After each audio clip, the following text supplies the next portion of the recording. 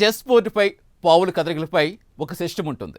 కానీ రాజకీయ క్రీడలో ప్రత్యర్థి కన్నీటితో ఆడే ఆట ఫుల్ డేంజర్గా ఉంటుంది. ఇప్పుడు ఏపీలో పాలిటిక్స్లో బొత్స కన్నీళ్లు సెగలు పుట్టిస్తోంది. టీడీపీ కౌంటర్లు, వైసీపీ రీకౌంటర్లు. జస్ట్ డైలాగ్ వార్ కాదు, ఇది ఎదుటివారి ఎమోషన్ అస్త్రాలుగా మార్చుకున్న మైండ్ గేమ్. రాజకీయం అంటే ఓన్లీ గద్దెనెక్కడమే కాదు, ప్రత్యర్థి ఎమోషన్ తనకు అనుకూలంగా మార్చుకోవటం, తన విజయానికి ఒక ముడిసరుకుగా మార్చుకోవడమేనే ఇటీవల పరిణామాలు చూస్తే క్లియర్ కట్గా అర్థమవుతున్నాయి. ఇంతకీ ఈ ఎమోషన్ వార్ వెనుక దాగిన అసలు సీక్రెట్ ఏంటి? ఇది బొత్సపై సానుభూతి కురిపిస్తుందా, లేక ఆయన రాజకీయ పట్టు సడలిస్తుందా? ఈ చదరంగంలో చెక్ పెట్టేదెవరికి? బొత్సను టీడీపీ నేతలు ఎందుకు టార్గెట్ చేస్తారు? దీని వెనుకున్న లోగుట్టేంటి?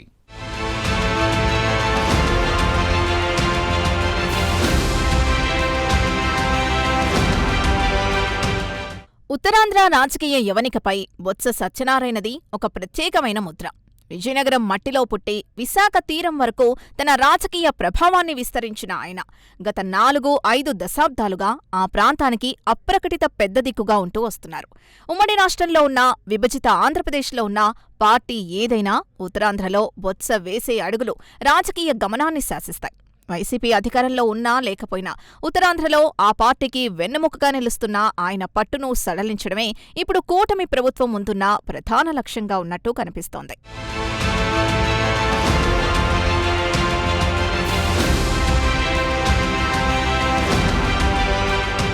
ఆపరేషన్ లేకుండా మోకాళ్లు మరియు నడుము నొప్పులకు అత్యాధునిక చికిత్స. ఆర్ఎఫ్ఏ మరియు ప్లాస్మా పద్ధతిలో చిన్న ఇంజెక్షన్తో పరిష్కారం. Ask hospital, road number 12, Banjara hills.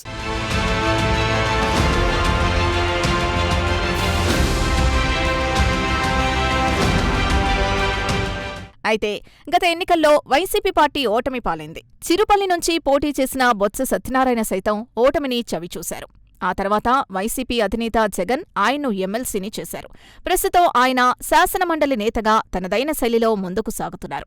అయితే యుద్ధంలో గెలవాలంటే కేవలం సైన్యాన్ని ఓడిస్తే సరిపోదు. ముందు ఆ సైన్యానికి దిశానిర్దేశం చేసే సేనాధిపతుల్ని ముందుగా దెబ్బతీయాలి. కూటమి ప్రభుత్వం ఇప్పుడు సరిగ్గా ఇదే చాణక్య సూత్రాన్ని అమలు చేస్తోంది. ఉత్తరాంధ్రలో వైసీపీని దెబ్బకొట్టాలంటే ముందుగా ఆ పార్టీకున్న మెయిన్ పిల్లర్ని కూల్చాలి. ఆ జాబితాలో బొత్స సత్యనారాయణ పేరు అగ్రస్థానంలో ఉంది.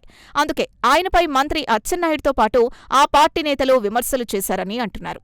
ఇది పక్కా వైసీపీ పునాదుల్ని కదిలించే ప్లాన్ అని పొలిటికల్ సర్కిల్లో చర్చ జరుగుతోంది.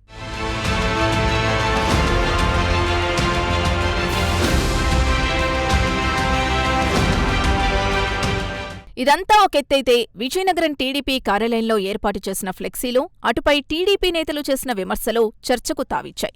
దివంగత నేత వైఎస్ రాజశేఖరరెడ్డి మరణానంతరం ఎవరు ఏం మాట్లాడారనేది ఫ్లెక్సీల రూపంలో ప్రదర్శన ఏర్పాటు చేశారు. అప్పట్లో బొత్స సత్యనారాయణ ఏం మాట్లాడారనేది గుర్తు చేయడమే లక్ష్యంగా చెబుతున్నా ఈ ప్రదర్శనతో బొత్సను ఇరకాటంలో పెట్టారని అంటున్నారు.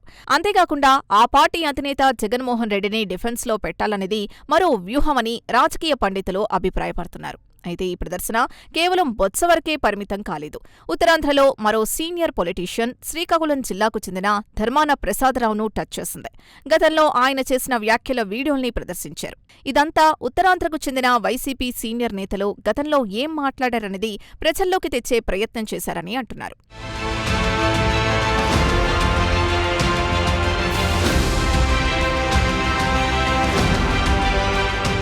మరోవైపు ఇటీవలి కాలంలో టీడీపీ అధిష్టానం ఉత్తరాంధ్ర జిల్లాలపై దృష్టి పెట్టడం, ఇక్కడి నేతలకు సీఎం చంద్రబాబు స్వయంగా దిశానిర్దేశం చేయడం జరిగింది. టీడీపీకి వెన్నుదన్నుగా ఉన్న ఉత్తరాంధ్రలో పార్టీ ఆధిపత్యాన్ని నిలుపుకునే దిశగా ఆ పార్టీ అధిష్టానం వ్యూహరచన చేస్తోంది. అందుకే ఈసారి మహానాడు సైతం విజయనగరం జిల్లా నెల్లిమెర్ల పరిధిలో నిర్వహించాలని కూడా నిర్ణయించారు.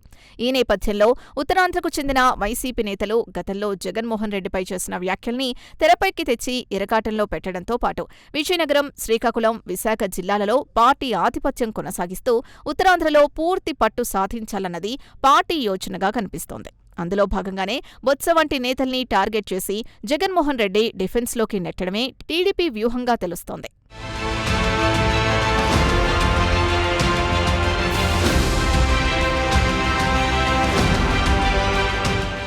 ఓవరాల్గా రాజకీయాల్లో ఎప్పుడూ గంభీరంగా కనిపించే బొత్స సత్యనారాయణ వంటి సీనియర్ పొలిటీషియన్ కంటతడి పెట్టుకోవడం హాట్ టాపిక్గా మారింది.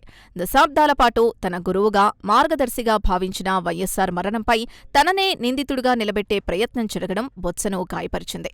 ఆ కన్నీళ్లు కేవలం ఆవేదన మాత్రమే కాదు, తన రాజకీయ వ్యక్తిత్వాన్ని ప్రశ్నించినప్పుడు ఒక నాయకుడు పడే వేదనకు ప్రతిరూపం.